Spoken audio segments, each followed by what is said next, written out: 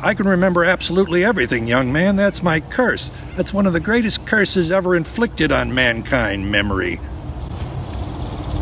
You wouldn't happen to have any Happy Clown breakfast soup? No, I'm sorry. I'm afraid. Well, look at me. I've asked you for Happy Clown breakfast soup. I've become quite a soup lover. Breakfast soup, though, not afternoon soup, not dinner soup. I can't abide dinner soup. Now, Mr. McCann, if I could just... You want to ask me questions. You want to know about something. Yes. Freakazoid? Ooh. You want to know how I got started? Mm-hmm. Well, it started in an office. They always start in an office. And I was busy working on shows that'll never see the light of day. Sea Dentist, Fudge the Happy Chocolate. One day they came into my office, they dropped a mess of papers on my desk.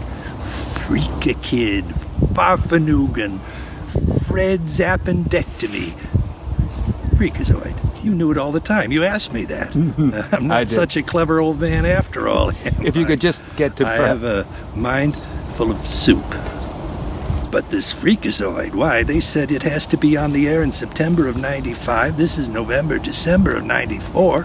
We have to start production in January of 95. There's no time to develop this show. Absolutely no time at all.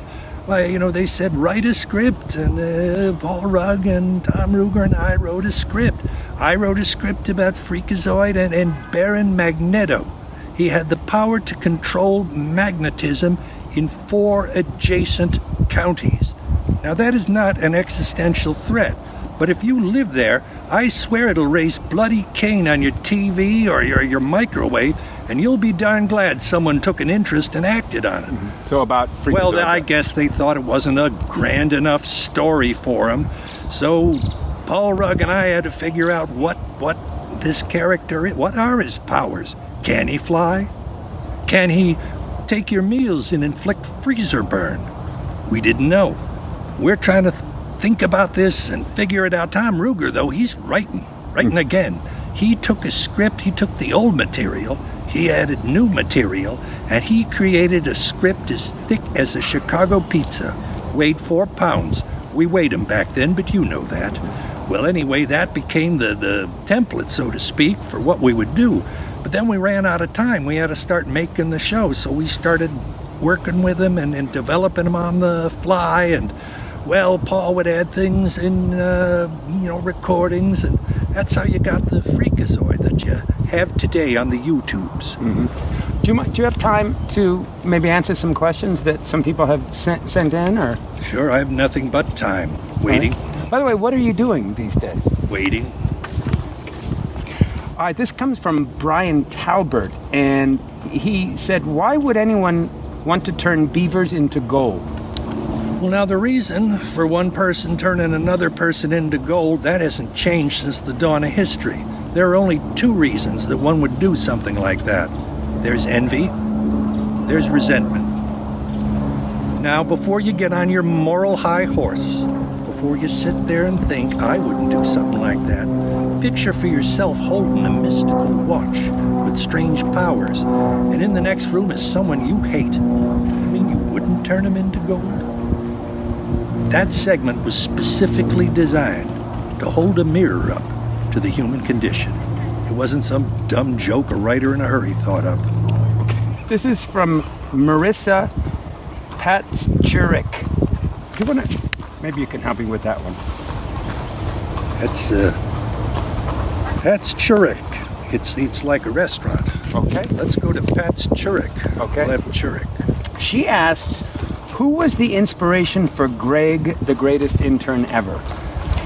Greg was the assistant of Paul Rugg and I back then.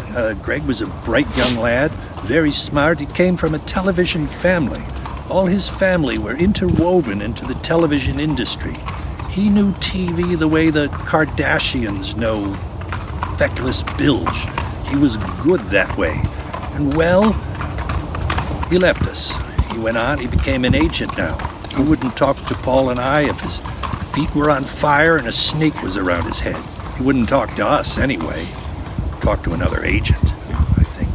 Have you tried to contact him, or is that personal knowledge? I sent him a letter 5 years ago, and he never responded. I hate him. Okay, all right. Do you have time for a few more questions, or? Yes, I have nothing but time. All right. Oh, that's right. Russell Pipkin says or asks, why did Freakazoid have to end? Well, we knew back then, and I think people know now, it didn't have to end. We could have gone on and on. Like the Batman people and the Freakazoid, or the Superman people. We could have worked for 15 years on Freakazoid. Warner Brothers even said so back then. Said, go ahead, do what you want. But don't use our money or our facilities. Don't use our characters because they're copyrighted. Well, that took a lot of the starch out of our desire to make more Freakazoids. And well, the other thing was the demographics. 7 to 12-year-old children didn't watch the show. The people who enjoyed the show the most were people who had brain injuries and convicts over 40. Their numbers were off the charts. But they have no purchasing power, these people. Good people, I'm sure, but they have no purchasing power. And so they said, no, we're going to stop, but you can keep going. Just remember what we told you, or we'll sue. No? Mr. McCann, come on. It's time for lunch. Are we having breakfast soup? I don't know what that is. Now, come on. Oh, maybe I can get a can of hash and some coffee. Hey, young man, if you ever come across any breakfast soup, you let me know. I got a spoon. Come on. I'm coming.